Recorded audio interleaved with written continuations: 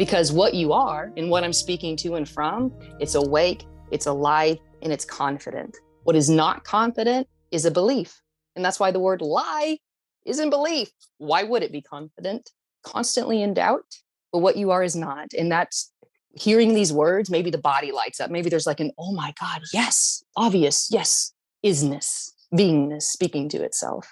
You know this, you are this. It's completely intuitive. This will disagree. So what? Definitely. So what? Sometimes people will come to me with a whole story about why this isn't it. And sometimes the only response to that is, so what? Okay, cool. Yeah, or cool. Yeah. Let's go grab a bite. Yeah. Let's get some cheesecake and still see if you have a problem. Yeah. Right.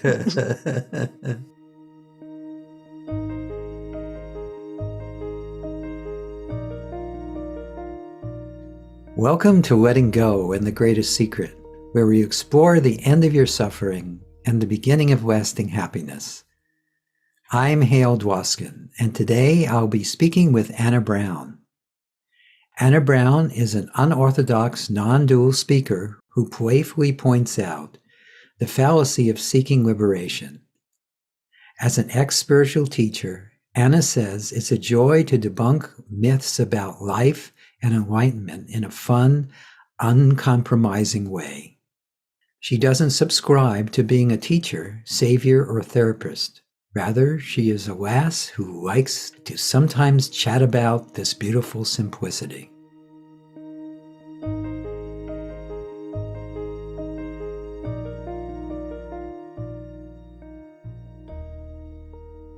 Can you tell us a little bit about Anna Brown before the sense of a person dropped away? Well, I have to first state this is just a story and it's no more real than Alice in Wonderland. But I used to be a spiritual seeker. And at the age of 7 or 8, there was a glimpse, or you could say a falling away of personhood. I didn't know what that was because I was raised Catholic, but you could say that glimpse was like a catapult into seeking. Yeah. Yes. So I was looking into religion, therapy, spirituality. But something within knew that this was very simple, that this was already heaven. It was easy. It was available to all. But what seemed to arise here was conditioning of unworthiness and ought tos. And so what would seem to arise is little like short outs or belief systems would come up and go, oh, you need to try to get back to this, study this, practice this, reach this. And then beliefs would seem to drop. And there would be the clear seeing, some call awareness, or the impersonal seer that would say, you're home. Everything else is lies and illusion. Mm-hmm. But you could say through the whole apparent story of Anna, there was a dance between just the dropping of isness and beingness, heaven, and then trying to find it again. But that's a paradox because heaven was biting its own tail the whole time. So long story short, I did the whole spiritual path only to end up right where I was. Yeah. Yes. That seems to be a universal thing when someone has genuinely recognized what they are, or some would call it that, but there is a recognition that it's what is already. It's yeah, that's quite universal. Yeah. And so so if you, I know that when you speak, it's just spontaneous. It's not pre-planned. So however, I'm just going to ask you, if you were about to start a Zoom meeting now, how would the message come out in this moment? So just let's see what comes out. Just to give people who don't know you a basic overview of how you communicate this. Oh, well, in a nutshell, you are heaven in disguise in everyday life. This is home, but we're sold. You're broken. You fell from source. You fell from heaven. You have karma. You have sin. You've got shadow. Basically, you're just not good enough. And these are the steps you need to take to reach something called God or a higher state of consciousness. And here we can forget all the words. We can forget all the prerequisites. We can forget the gurus and all of the powerful beings we seem to put on pedestals. It's your very breath. And so I'm not special. This message is everywhere and available to all, as the breeze, as the sunshine, as the face of a child.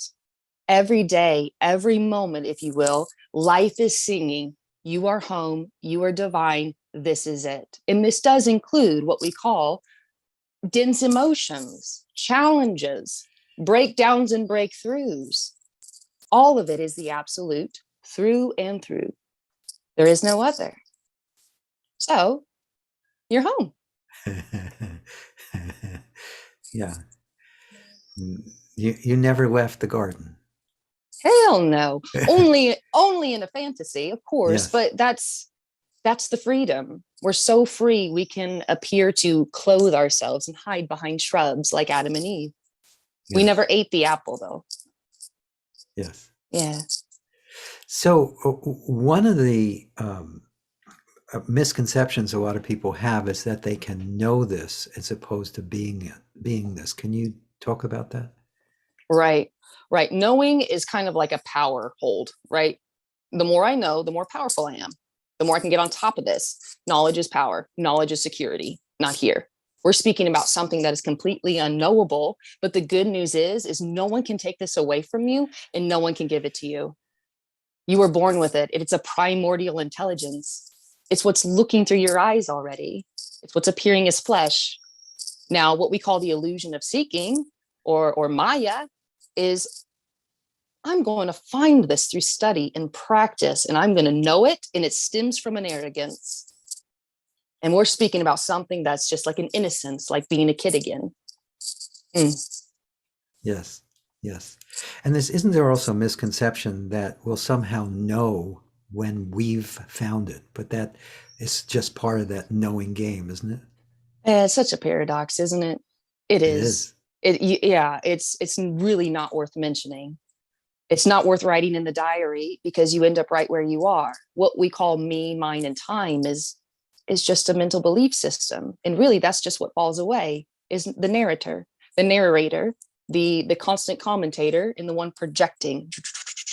Is that stemming from the person, which is hand-me-downs from others, there is no other, who thought they knew. All of it is it's Leela, it's love, but it's so loving it allows one to play in hate or unworthiness. Yes. Yeah. Great. Yeah. And Lester Levinson, my original mentor many years ago, used to say, first it is recognized that this is a dream that never really was. How does that relate, if it does, to what you're talking about? Well, I could still say that this is a dream. I guess we could say it's more like a lucid dream in a way. Mm-hmm. That all of this is real and unreal simultaneously, but right. Nobody wakes up because there's already nobody who's asleep. Right. Yeah. Great.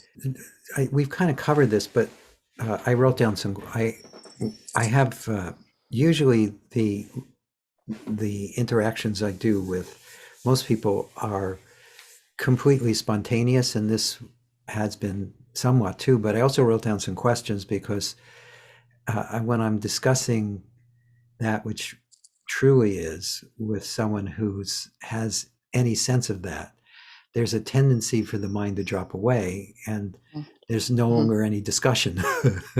Yeah. So go for it. It's just what's apparently happening. Okay. Yeah. Exactly. Whee!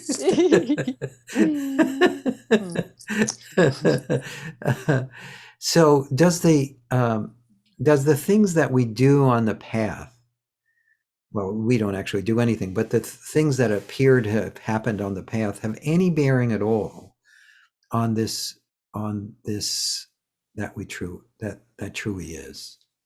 In other words, when the non-event happens of the falling away of the sense of me, is anything that was supposedly done to bring that about relevant?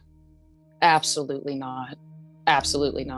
It's kind of like waking up from a dream where it seems like, oh my gosh, I was doing all of this work and I was trying and and you wake up and you're like, wow, There's like it's like a mix of it is and it isn't. It happened and it didn't simultaneously, but it didn't lead to this. Because the dream itself, all of this itself is, let's call it awareness, let's call it oneness, let's call it freedom. You are everything and nothing. So that's why movement can't bring you closer, because you're everything. You can't get closer to this when it's singular. So movement's an optical illusion. It's a trick of the eye. But of course, that still goes on. The show still goes on. The waking dream, you could say, still goes on, so to speak. These are all words. They're never going to get it right. So we can relax about that part, right? Yeah. Yeah. Holy crap. Yeah. So, yeah, it's a chop wood, carry water. It's very ordinary, very natural. Because a lot of beings have this misconception, like we run through a finish line. It's like, oh, I can just sit on the couch, kick back and do nothing. It's like already there's no you. Already there's no me. So being a nurse goes on, being a mom goes on, apparently, cleaning up dog poop goes on, apparently, because already you aren't there. You aren't doing it. So why would anything change? But what can seem to arise, because the nervous system finally relaxes, is there's chopping wood and carrying water, so to speak, but without this mental heaviness of, I shouldn't be doing this. If I was enlightened, I totally wouldn't be a mom, or I wouldn't have to chop water or do laundry or pay bills. All of that collapses because already you are heaven in disguise in ordinary life. I like that. Heaven in disguise. Yeah, we're incognito. Right. Last place you look, right? Yeah. Right. Isn't that always the case? Even in the supposedly material world, even though that's an illusion, that often the last place you look is the place that it was always hiding in plain sight. Totally. So, yeah. And that's I guess that's the cosmic joke, huh? Yeah. Totally. But it's not funny until it is. Yeah. Right. Oh, it could. Otherwise, it's very serious. Yes. Apparently yes. serious. Yes. Oh, totally. Yes. Talk a little bit about or if you would, your take on the illusion of owning and knowing. How does that relate to what you talk about? Well, freedom appears as a person. And in that experience, because being a person, it's all about a personal experience. It's about ownership. How much can I own? Really, the whole path of spirituality is really just consumerism. Right. And so that seems to dwindle. Now, obviously, the appearance of being a consumer arises, shopping, those types of things go on. But this idea that you need more to be divine totally is gone. It's because those ideas were fed to you. Even the word divine was fed to you. What's that even mean? Right. Yeah. Innocence is what we're speaking about. What you are before you were told to be something else. Yeah. It's a gentle sweetness. It's so simple and it's available to all right now because it's appearing as all. Right. Yeah. Right. Definitely. Mm-hmm.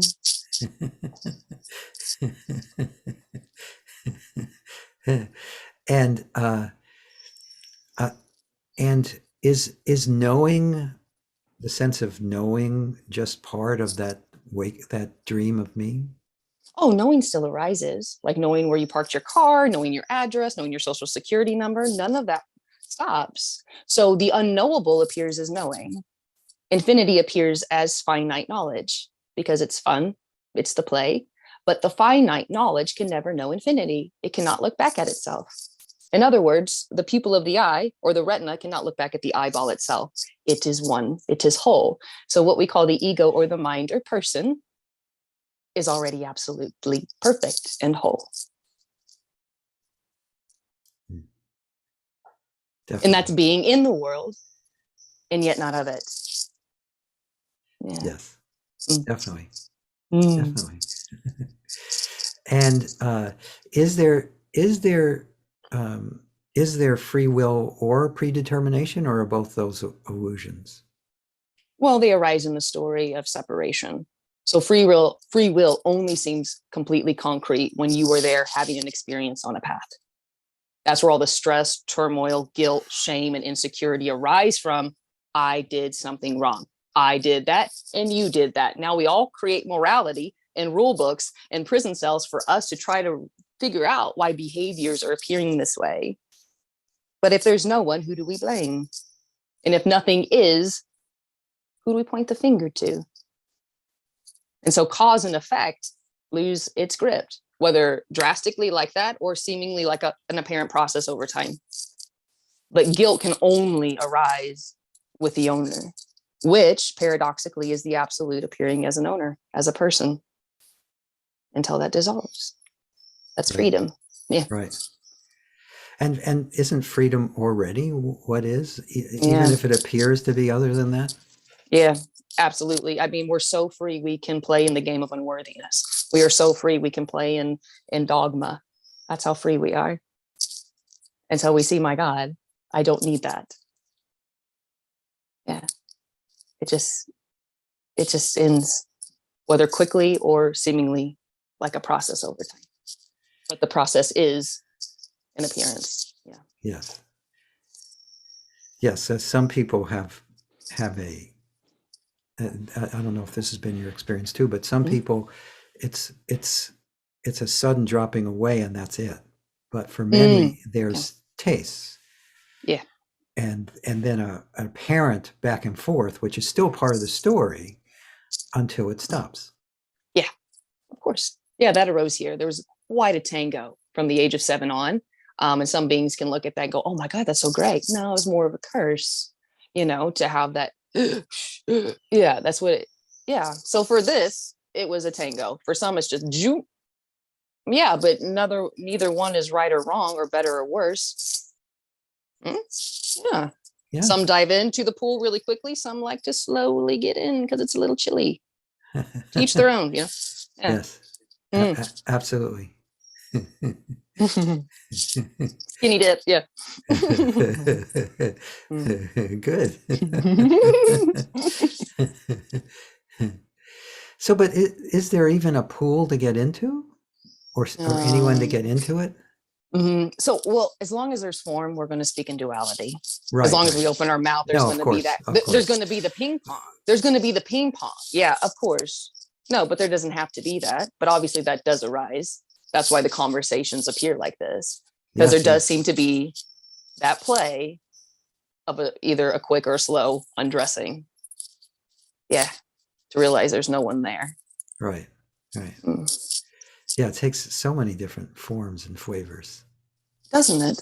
Yeah. But that's the freedom of it. It's a shapeshifter. It's just, that's why there's no poster child for enlightenment or liberation. There cannot be. There's no shoebox. In fact, there's no box at all. Right. Because this is already liberation. So, hot dog. Yeah. And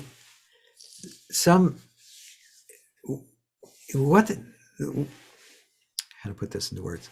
Is there a qualitative difference really between before that dropping away and after? Okay, so you could say that nothing changes, but there seems to be a transformation, because now what seems to not arise is the energetics of seeking. So I can only share what seems to stop or has softened here, which is neurosis, things connected to the personal story of time, trauma, insecurity, right? Depression, these types of things that the character of Anna seemed to have as a conditioning are no longer arising. Even, we could even say that when there was the appearance of a path in seeking, doing meditation and therapies and mantras, there seemed to be a dwindling of neurosis, but I had to stay on top of it. Constant micromanagement, constant trying to control.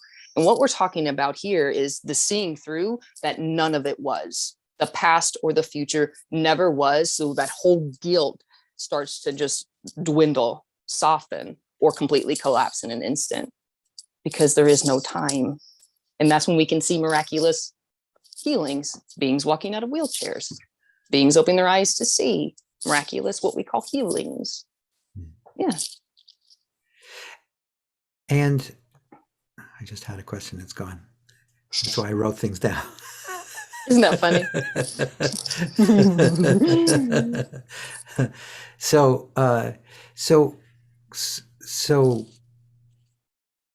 basically, this, however it's being experienced, this is already freedom. No, again, no matter how it's being experienced, it could be experienced as extreme pain or extreme bliss. It doesn't matter. That too is already freedom or already liberation. Wouldn't you agree? Right, but it won't ever be to a belief system or a mind. To a mind, pain needs to end, sorrow needs to end. Something needs to be altered before I can be free. Right. Because the person has a fantasy of what freedom is, and it's never this. Isn't that the biggest thing? It can't be this. This is already here. I need to be in search for something. Yeah, but how can you want what already is? Right? And the whole drive is in time. I have to want what's tomorrow, which is hope. And hope's a beggar. And now we have the whole play. Right. Yeah. Yeah. So I just got this image of it's the play, the stage, the lights, the audience, all of it is already that. Yeah. Yeah. But it never will be if there's a roadmap. It never will be if there's a sense of separation, because in the sense of separation, I am here, you are there. This is concrete. This is real. And it's very important and serious. And we're not trying to change that. That's the absolute playing with itself, literally. Yes. Definitely. And I will say too, though, is that within form, there will always be, let's say, the apparent opposites of light and dark, hot and cold, sorrow and happiness. Those will always appear. Natural emotions still arise. They don't end. Yeah. Yeah. So isn't the main difference just any sense of ownership or any sense of taking delivery of what's arising? Yeah. You could say when an emotion arises, there's always something needs to be done with it, right? Like, oh, this is saying something about me. Maybe I didn't meditate long enough. Maybe I got a chakra that's blocked. Maybe my karma is just really stacked up against me today. There's a story around it, rather it just being an innocent emotion, like a weather pattern in the sky, And I like to see characters like continents or countries or states. And those types of locations will have different weather patterns. And who are we to judge that? Some are a little hotter, some are a little colder. You know what I'm saying? And so that's the diversity of this, that you could say everything is bliss, and that's what allows fear, or the diversity of sadness or anger. It's tasting the rainbow, if you will. Yes, yes. Yeah. And sticking with that weather pattern analogy, isn't whatever is apparently happening, isn't that kind of like the weather? It's just, it's not, it's not being managed by anyone or driven by anyone. It's just what's unfolding. Yeah, it's really, at the end of the day, it's a great mystery. It's the Rubik's Cube that never gets solved. It just gets thrown. Anyway, yeah. It's unsolvable. Yes. But as long as there's any sense of a personhood, there's this constant twisting and turning with determination to get it all lined up finally. Yeah. It's almost like it's almost like you're doing that, and all of a sudden there's no Rubik's Cube. No, totally. It's just zoom. Whoa, like my walls are blue. I never knew that. It's like there's just an immediacy. It's a collapse into an immediacy or an intimacy with what is. Yes. I like to say it's almost like an inability to look away. Yeah. Well, there's no one to look away. There's no one looking. Yeah, but they're still seeing. Of course. Seeing. Yeah. I know one of the biggest places people get caught, I've noticed, is that they think they know what this is about. And they think it has to look a particular way, because for eons, there's been so many different ideologies and ways of describing this, all of them with an ism to it, or dogma to it, or right and wrong to it. And so it can't be like this because it doesn't fit all those messages. Yeah, you could say this isn't a teaching, just tapping you on the nose, really. Yeah, I mean, because that's the whole idea is of seeking is rooted in fear. Dogma sells fear. Even spirituality sells fear. Even the most beautiful spirituality still sells fear. You are not enough now. And it's all bullshit. Right. Yeah. Because what you are and what I'm speaking to and from, it's awake, it's alive, and it's confident. What is not confident is a belief. And that's why the word lie isn't belief. Why would it be confident? It's constantly in doubt. But what you are is not. And that's hearing these words, maybe the body lights up. Maybe there's like an, oh my God, yes, yes, obvious, yes, isness, beingness speaking to itself. You know this, you are this. It's completely intuitive. This will disagree. So what?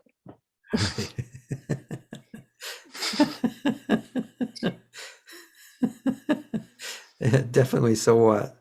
I find myself, sometimes people will come to me with a whole story about why this isn't it. And sometimes the only response to that is, so what? Yeah. Okay, cool. Yeah, or cool. Yeah. Let's go grab a bite. Yeah. Let's get some cheesecake and still see if you have a problem. Yeah. Right.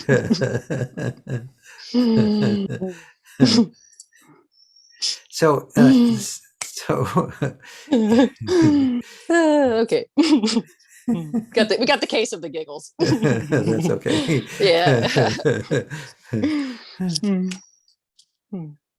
So there, I am sure you'd agree with this. There's nowhere you need to go and nothing you need to do. First off, because there is no you, but to be what you already are, or for what is to be as it already is, right? No, right, totally. We're speaking about something that's completely natural, ordinary, and authentic. It's just what you are without the ideas of who you should be. Now, if the mind is listening, so to speak, or belief, it'll go, oh, just do nothing, Anna. I'm just going to sit on the couch. There's no me. I'll do absolutely nothing. Takes it on as a new philosophy. I mean, what we're speaking about is a complete paradox. Already, there's nothing that needs to drop away. There's no ego. There's no antithesis. There's no Satan. I mean, those are just all imagination. They're stories. So there actually won't even be a falling away. But it seems that way when we go into talking. But what I'm really saying is right now, how you are and what's appearing is it. Whether there's tight muscles, deep relaxation, you got a cold going on. All right. That's life appearing as that. That's freedom. The greatest news, you don't have to move or shift or change, but obviously movement is appearing. Look at us moving, even the cells, the blood, the heart. Yes. Holy moly. Yes. It's very active and dynamic. Yeah. Yes. Speaking of that, a lot of speakers talk about how this is all just a dance of energy. Right, would you agree with that? Oh, I like the dance. Yeah. Dance is a good word for sure. And I mean, if we're talking true dance in the sense of spontaneity, not choreographed, where there's the music and you're in the kitchen and you're just raising the roof and you're like, no one's there. Yeah, absolutely. Exactly like that. You don't know the next move. The cadence is just carrying you. Yeah. Right. Yeah. Yeah, life definitely is not choreographed, is it? We're just hoping it will be. Yeah. But funny enough, choreography can appear in it if you're in a dance group, that is, right? Yeah, of course. Yeah. Totally. That's the magic of this. Yes. Yeah. It can appear as a dance group. Yeah. Right. Or it could appear as a military group too. I mean, totally. Yeah. I mean, it goes all flavors and the character doesn't have to agree with it either. That's the beauty of this as well. Preferences are there and disagreements and opinions. Oh, but where do the opinions come from, Anna? Nowhere. How does hair grow? Yeah. How does the grass grow? Yeah, it's just what's arising, but there's no owner. And that's what a lot of people get stuck on. Well, Anna, I still have a preference. I still like coffee. I still want to go to yoga classes. I still want to dye my hair and buy clothes. Well, yeah, why would those types of character traits change? What drops is the guilt around them. Right. Yeah.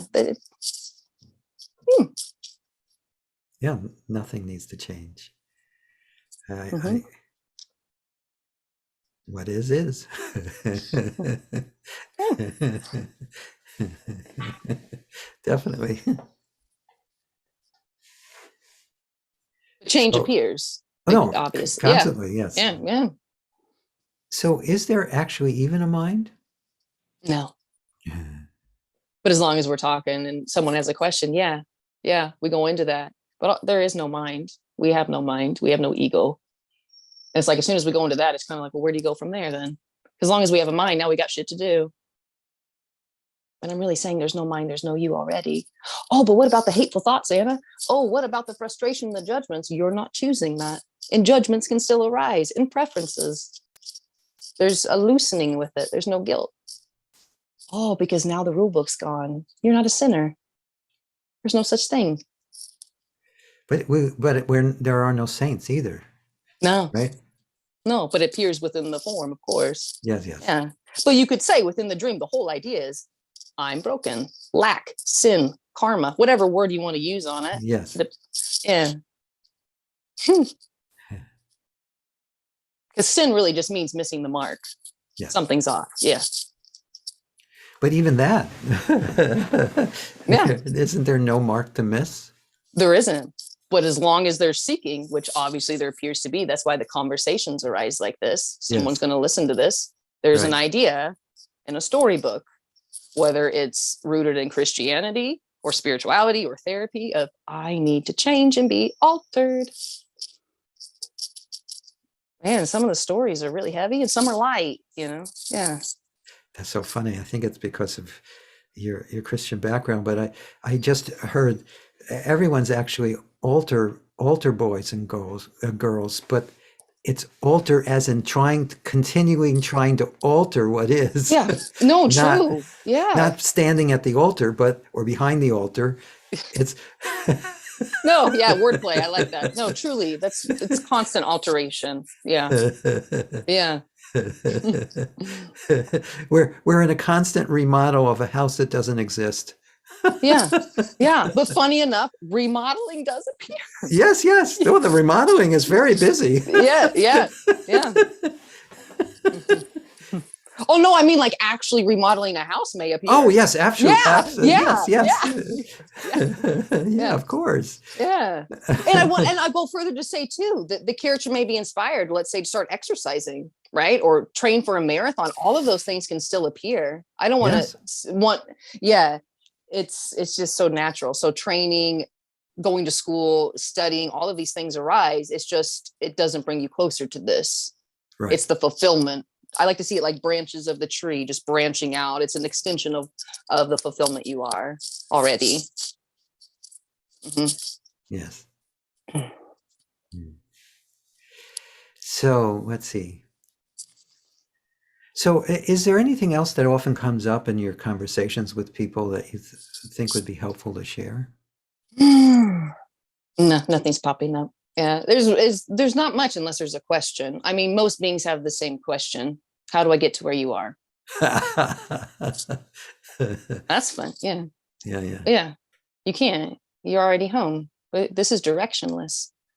So it's just holding up a gigantic mirror, which can be very uncomfortable, of course. Yes. Mm-hmm. Well, that isn't it only uncomfortable when you think you're seeing a reflection? Mm. Or if there's some beliefs being strong, that can be a little disheartening. Yeah. Yeah. Yeah, definitely. Yeah. Well, just in case, is there anything else you want to add? We'll just see if anything comes out.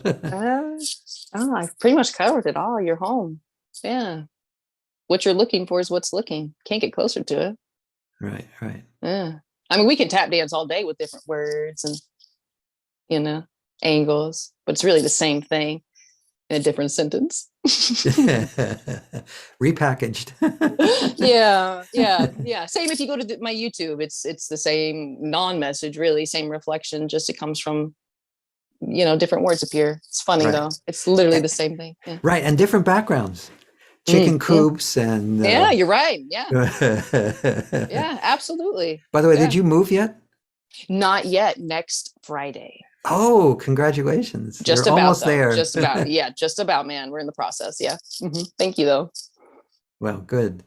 Mm. How do people get in touch with you? Well, if you go to my website, wonderfullynothing.com, there's links to Patreon, my email's on there. You can book a session there with me. Also on YouTube, you can search Anna Brown. And under every YouTube video, you can find contact links for me. So there you Perfect. go. Yeah.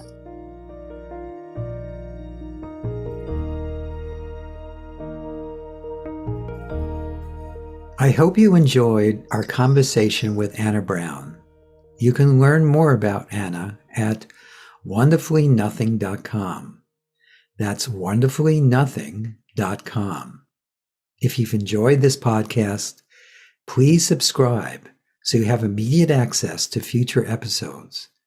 Please give us a 5-star rating and share it with the people you care about.